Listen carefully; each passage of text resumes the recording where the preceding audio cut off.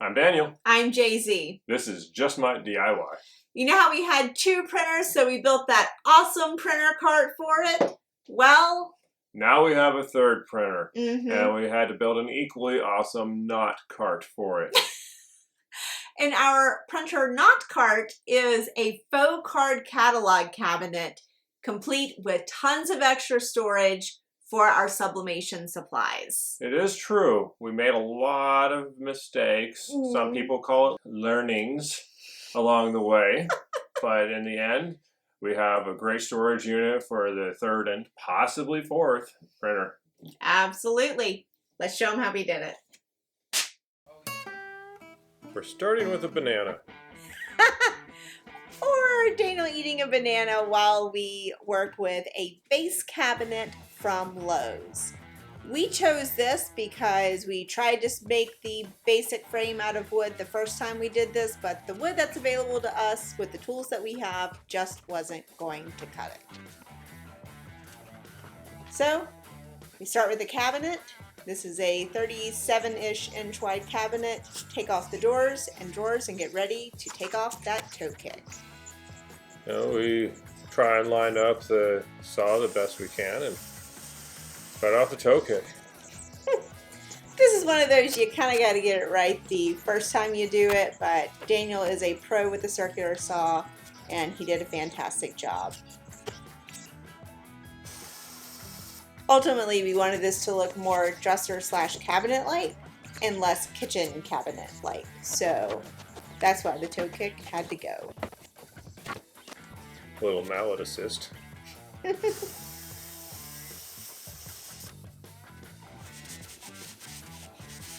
And once we have it off, we do the sanding to even out anything uneven and smooth out anything unsmooth.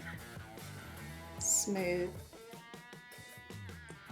Next, we're going to cut the tops and bottoms. Normally, we'd want to use a sheet of plywood for this, but wood's expensive right now, and we had some scrap wood in the shop that we knew we could piece together to make the top and bottom. So we bind them together with clamps and make all of the cuts all at the same time so that the pieces are perfectly uniform. Now we're just figuring out what grooves are left in the cabinet for this to be installed into and using an extra plywood plate to add rigidity and strength.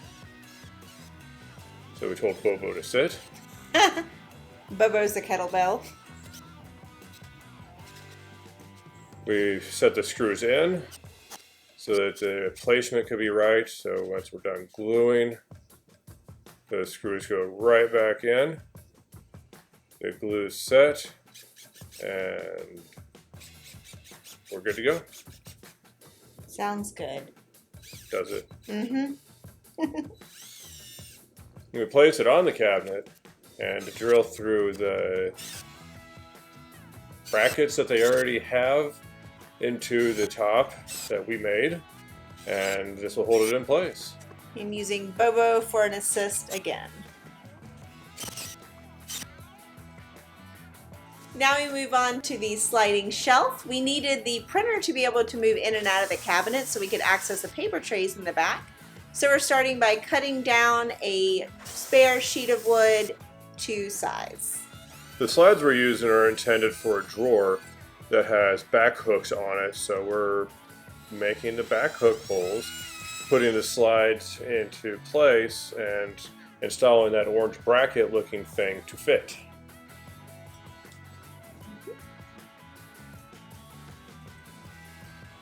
Eventually, when we have this all done, those slides will be installed in the cabinet to the desired height, hopefully level and squared off. And to help with leveling and squaring everything off, Daniel had a great idea to cut a piece of spare wood to use as a guide underneath the rails. So he's trimming it to the right height, and you see him using it here. I think we used about, what, 4 screws total to install the rails? That is exactly right.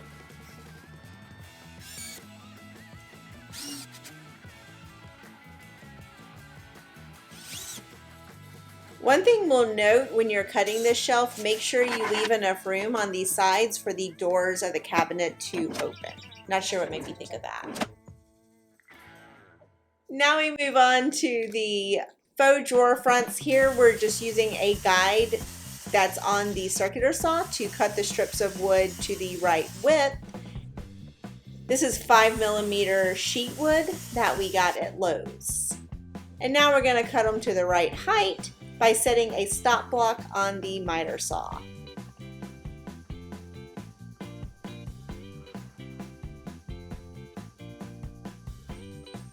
Do that first cut, give it a good check, make sure everything's how I like it, and then just keep on rolling.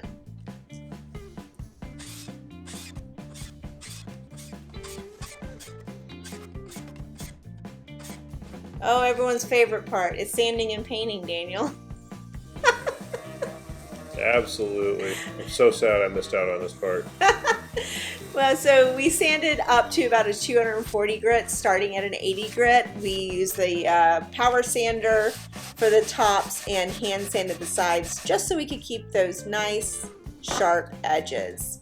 Of course, on the really important parts, we did a little bit of wood filler to make the top a lot smoother, and then sanded that down once it was dry.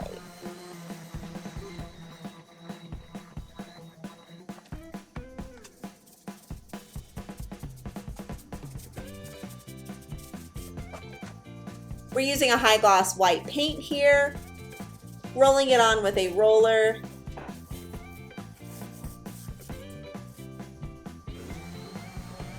Sanding down the top and then using a foam roller to give it a little bit smoother of a finish on the second round.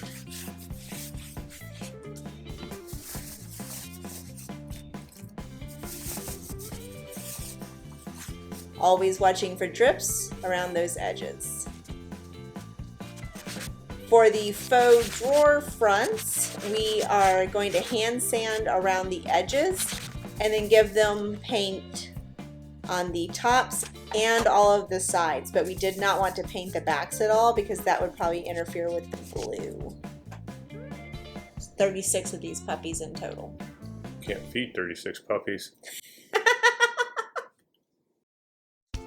Here we are flipping the cabinet upside down so that we can go ahead and install the bottom plates in place.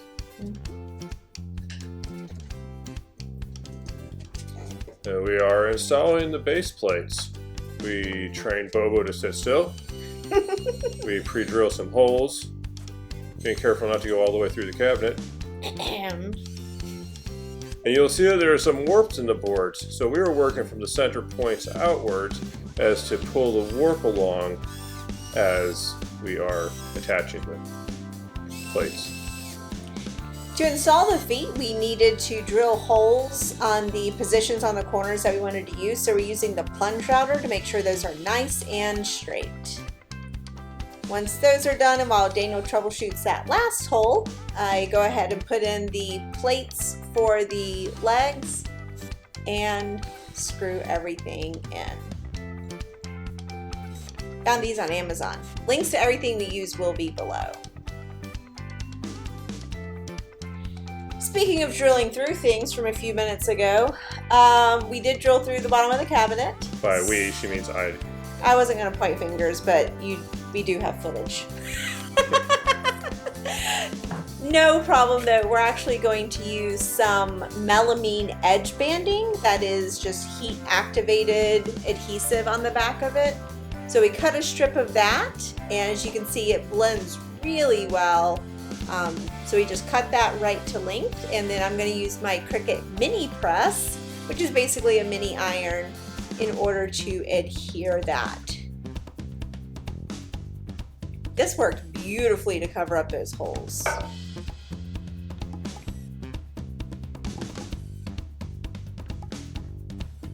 Now we're reinstalling the cabinet doors and other hardwares.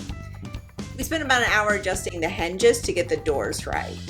Until, of course, we learned that adjusting the doors while it's on an unlevel surface means that the doors themselves will also be out of whack. But it all good, we did decide to install an extra rail underneath where the drawer sits that the cabinet doors would have to hit on top of. So I put some of the melamine on it to make it match the cabinet, and Daniel installed that with brackets. Now we're boring the hole for the power cords. Using a Forstner bit, going halfway through from the front, the rest of the way from the back to avoid tear out.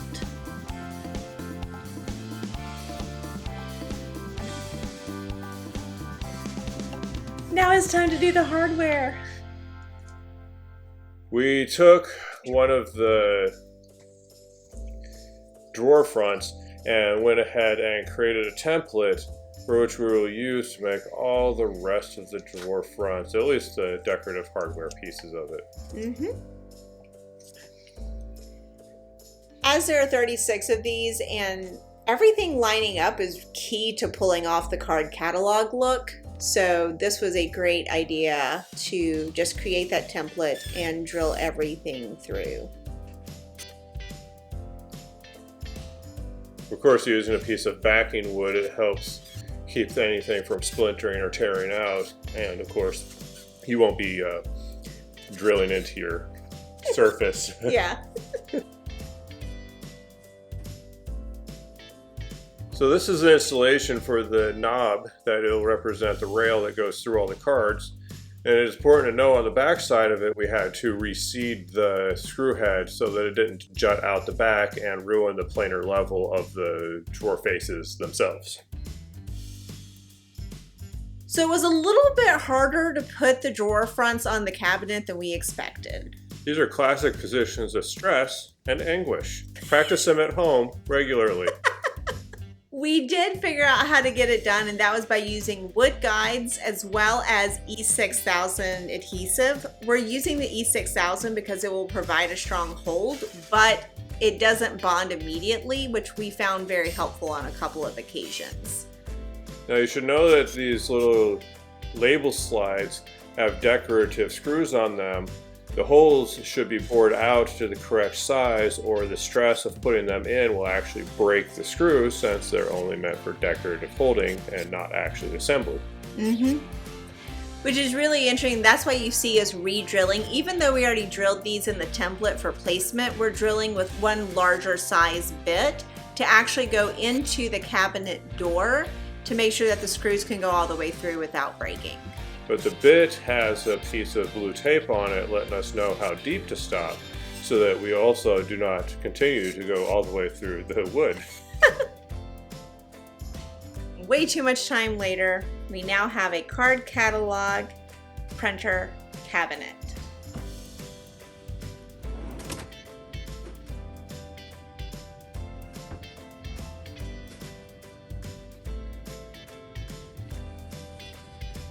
So it was a long journey to get to this point, but we're so happy with the result. The card catalog printer cabinet not only has enough storage for the big old EcoTank 15,000, but all of our sublimation supplies, which we'll get in there shortly. We hope you had a learning from this video, and if you did, feel free to click the like, the subscribe, ring the bell.